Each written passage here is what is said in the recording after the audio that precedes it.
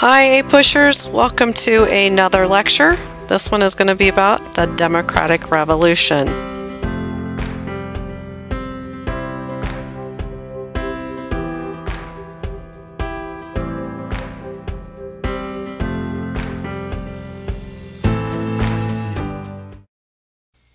Talking about the Democratic Revolution means talking about social classes, the change in these social classes.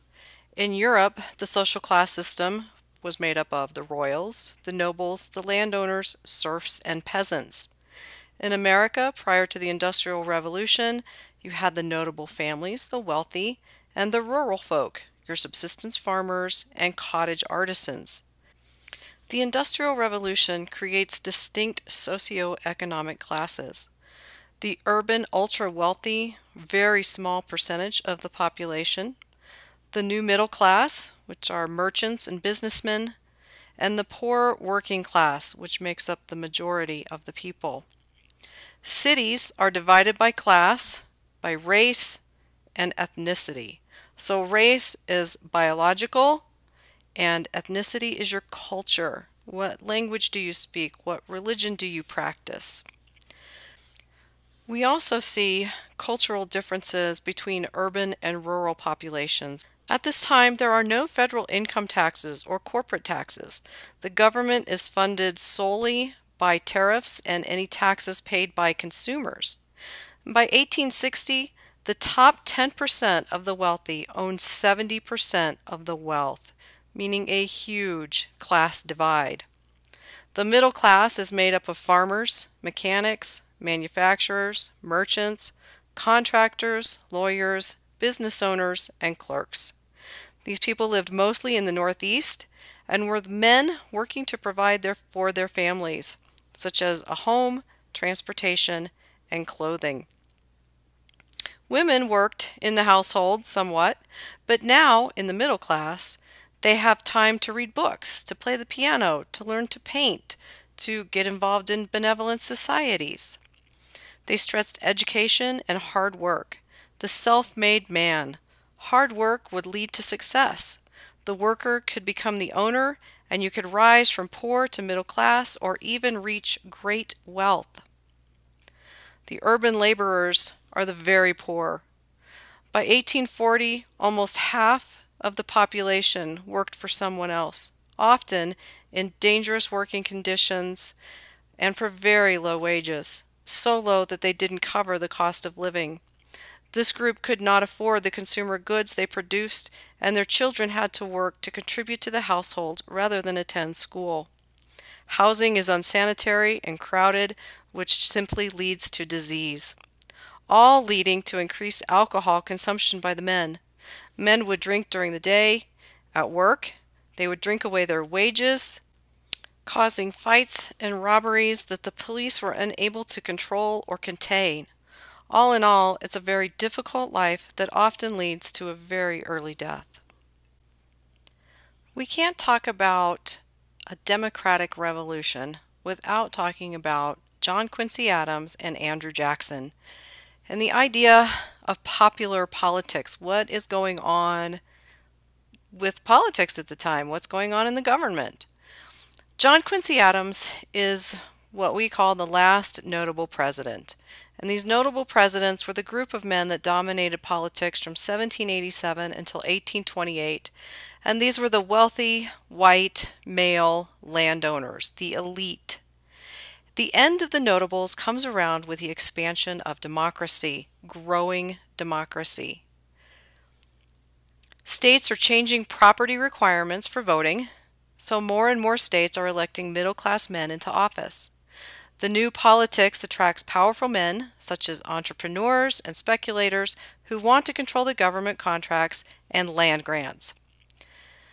John Quincy Adams embraced Henry Clay's American system, the system of protective tariffs, federally subsidized roads, and a national bank to control credit and provide a uniform currency.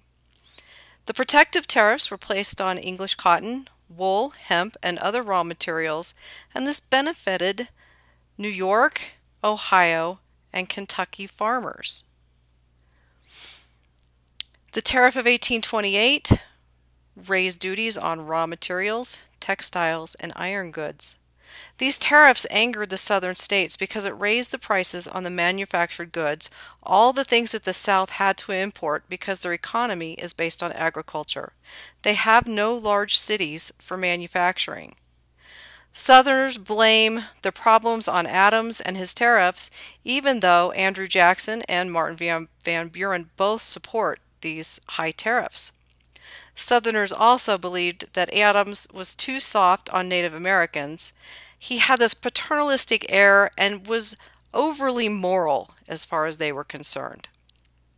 So here comes Andrew Jackson, the hero of the Battle of New Orleans. He represents the common middle-class man, and he is going to win the election in 1828 thanks to Martin Van Buren's campaign strategies. And Van Buren's campaign strategies are so amazing, and so they nickname him the Little Magician. Van Buren is a promoter for Jackson. He's organizing public meetings and gathering newspaper endorsements, going out and getting the votes. They call themselves Democrats now, and they stand for equality for the people and popular rule. And these have huge national appeal, so much so that partition at the polls is going to increase greatly. The wealthy elites are going to fear Jackson's popularity because they think of him as a backcountry hick. They don't like the guy. We will talk more about Andrew Jackson's presidency a little bit later. All right, President Andrew Jackson. Andrew Jackson wins the election of 1828 with a lot of help from Martin Van Buren, aka the Little Magician. Jackson is not a part of the elite group of politicians that came before him. He is very laid back. He appeals to the middle class, so much so that his inauguration was open to the public and quickly got out of control, with the drunks fighting and damaging the White House. So of course the elites could not believe what was happening to the whole office of the presidency. Jackson depends on his small group of advisors that he has named the Kitchen Cabinet. The most influential members were Martin Van Buren, his Secretary of State, and Roger B. Taney, his Treasury Secretary, who would later go on to become the Chief Justice in 1835. Jackson practiced what is called patronage, which is offering loyal party members administrative jobs, much to the disdain of the Republican Party. He also felt that his administrators should rotate jobs within the cabinet so they would all have an opportunity to learn each position. He felt it was his right as the victor, because he won the presidency, to give government jobs to whomever he should choose. This is patronage, and eventually that's going to change later on, and we're going to go to the merit system when it comes to providing jobs. Jackson's policy opposed government intervention in economic development, so no federal funding for any infrastructure. So he vetoes any attempts to subsidize transportation and internal improvements. The Tariff of 1828 creates a constitutional crisis because the South is so strongly opposed to the tariffs, arguing for lower rates. It raises their prices on goods so much. South Carolina has the biggest voice. They are probably the most unhappy. And part of that is because they want to take the spotlight off of this issue of slavery because Great Britain and the West Indies are in talks and they will be ending slavery in 1833. So South Carolina is like, look, let's just talk about the tariff for now. This is a problem. Another tariff is enacted in 1832, and that time South Carolina adopts the Ordinance of Nullification, declaring the tariffs null and void in South Carolina. They threaten to secede if the federal government even tries to collect any of those tariffs. South Carolina's argument is that each state has the right to decide on the tariffs as each state has distinctly different needs. He's arguing for states' rights. Jackson's vice president, John Calhoun, supports South Carolina, while Jackson is looking for some common ground, some way they can come together. According to Jackson, though, the Constitution gave the federal government the power to enact tariffs based on the necessary and proper clause. Therefore, the ordinance of nullification was void. Ugh. Congress then gave Jackson the power to use military force to get South Carolina back in control, and eventually South Carolina just gives in, gives up. Jackson is going to go to war against the National Bank. Opponents of the bank wanted to use state banks that would be under the control of the National Bank. And so in an attempt to undercut Jackson, the bank's president, Biddle, tries to recharter the bank before the charter is up. He's going to push it through, thinking that if Jackson vetoes it, it will force possibly an impeachment process because everybody was so unhappy with him. Jackson does veto it. He calls it subversive, dangerous to the liberties of the people, because the bank is seen as a tool of the wealthy, and it was unfair to the middle class. Nothing came of his veto, other than the fact that he vetoed that charter at that time. Jackson is then reelected in 1832, and he appoints Roger Taney to head the Treasury Department. Taney takes it upon himself to remove all the gold and silver from the National Bank, so the United States gold and silver, and redistribute it to the state banks. And these are known as Jackson's pet banks. And in 1836, the bank comes up for renewal. Jackson refuses to recharter the bank, and the bank is dead. Jackson vetoes more pieces of legislation than any president before him. So this, along with his belief that as a victor he could almost do anything he wanted, causes his opponents to refer to him as King Jackson. Andrew Jackson was never a friend to the Native Americans. In fact, as a young man, he spent time as an Indian fighter in South Carolina and Tennessee. He felt that Native Americans were a block to American progress and westward expansion. He had to get rid of them. In 1830, Congress narrowly passes the Indian Removal Act, which gave Jackson the authority to grant land in the Western Territories to the Native Americans in exchange for lands east of the Mississippi for white settlement. The act promised land and money to those who would give up their native lands, so land in the west of the Mississippi. Many Native American groups adopted white culture. They had chosen to assimilate into the culture. The Cherokee were among them. Many of the Native Americans were of mixed blood. Some even owned slaves. Those of mixed blood welcomed assimilation into white culture, while full-blooded Native Americans wanted to retain their culture and native lands. Jackson's first step was to pull out federal troops that had been stationed in Georgia, Alabama, and Mississippi to protect Native American rights. He's going to do what he can to get rid of them. A small group of Cherokee challenged their removal in the Supreme Court in the case of Worcester versus Georgia. Worcester was a missionary who was living on Cherokee lands without a license, which was against Georgia law, and the Georgia Supreme Court found him guilty of breaking the law and sentenced him to 4 years of hard labor. He took his case to the Supreme Court. The Supreme Court overruled the case, stating that Georgia did not have the right to interfere between Native Americans and federal government treaties. This case helps define federalism, in that the court ruled that the federal government law trumps state law. Georgia had no right to interfere with Native Americans. Jackson was furious with the Marshall Court and their ruling, and rumor has it he replied with, "John Marshall has made his decision, now let him enforce it." We don't know if he actually said that or not. In 1835, members of the Cherokee Nation signed the Treaty of New Echota, and forced removal began in 1838. This removal is known as the Trail of Tears, where approximately 3,000 Cherokee died of starvation and exposure on the 1,200-mile march to Indian Territory and what is now Oklahoma. All right, a little bit more about the political scene. So during this time period, 1816 to 1837, democracy is expanding and changing. Democrats call for changes to state constitutions, and 20 states hold conventions. New ideas include the election of public officials, justices of the peace, judges, and sheriffs, so the people have a greater say in who they are putting in authority. Many of the new state constitutions incorporate classic liberalism or laissez-faire government, meaning limited government involvement in the economy, hands off the economy.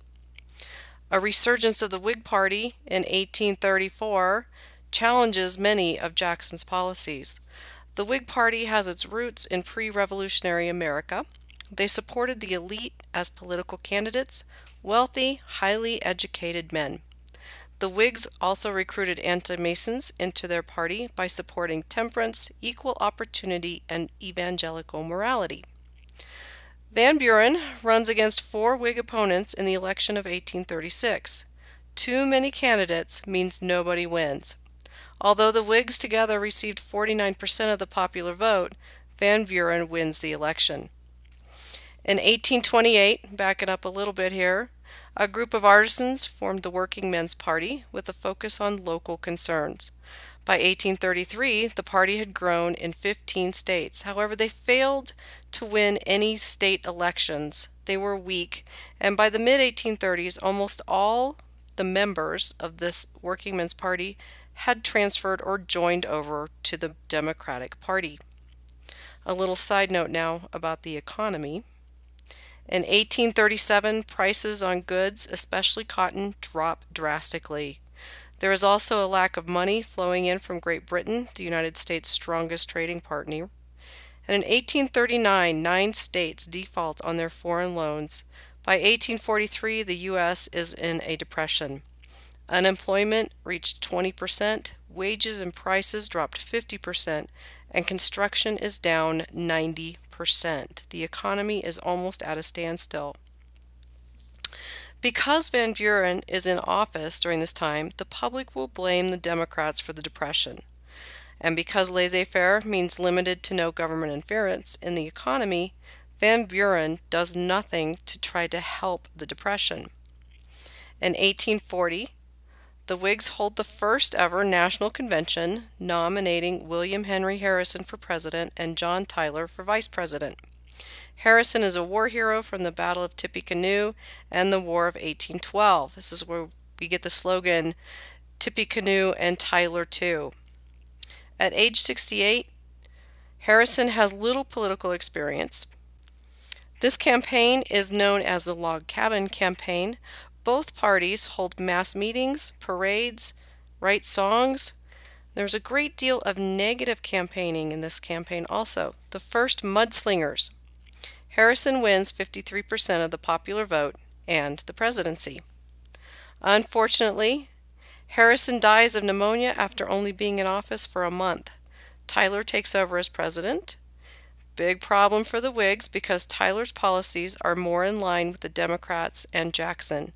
He is committed to slavery and states' rights. You can see the writing on the wall. The last few things I want to talk about in this lecture would be some very significant Supreme Court rulings that had a great effect on the development of policy in the United States. John Marshall served as Chief Justice from 1801 to 1835. He was a strong Federalist and used the court to strengthen the power of the federal government. We call this the Marshall Court. The first case I want to discuss under the Marshall Court would be Marbury versus Madison in 1803. The Founding Fathers must have been really tired by the time they got to Article 3 in the Constitution and defining the role of the courts. There is very little guidance given to the court system other than a Supreme Court with 9 members. They never really defined the role of the court. Marbury versus Madison is the case that sets the precedent for judicial review, the idea that the court can determine if a law is constitutional, therefore creating a check on Congress. The second case is McCulloch versus Maryland in 1819. This case set the precedent that the federal government can pass laws that states cannot interfere with. It also determined that the Necessary and Proper Clause gave the federal government the right to pass laws required to run the government in a more efficient way. The federal government then has the power to create the national bank, and the state of Maryland did not have the right to tax that bank. Roger Taney, the Chief Justice that followed John Marshall, served from 1835 to 1864, one of the longest serving Chief Justices. His rulings favored states' rights and strengthened the regulatory role of state governments. In 1837, the Taney Court ruled that states could use the power of the police to inspect the health of arriving immigrants. They had control or power over people coming into the country. Taney also ruled on the Dred Scott versus Sandford case. In that case, he determined that the Missouri Compromise was unconstitutional, using a reference to the Fifth Amendment, which protected property rights, thus declaring slaves as property, and also showing deference to the Missouri state courts. Both men used the power of the Supreme Court to set precedents that would play a future role in the arguments over states' rights.